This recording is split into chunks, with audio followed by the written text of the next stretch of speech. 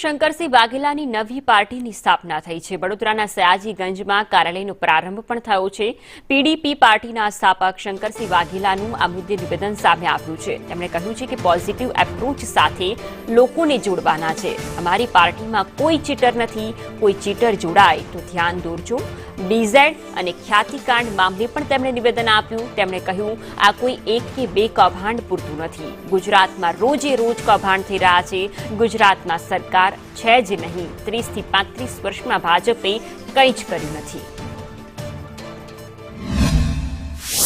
ખાસ કાર્યાલયના ઉદ્ઘાટન માટે આવ્યા છે। હા, શૂન્યાવકાશ પોલિટિકલ વેક્યુમ જેને કહેવાય, ત્યાં ડર અને ભય, એના બદલે લીડર બનો અને સરકારમાં ન ગમતું તેની સામે પડો।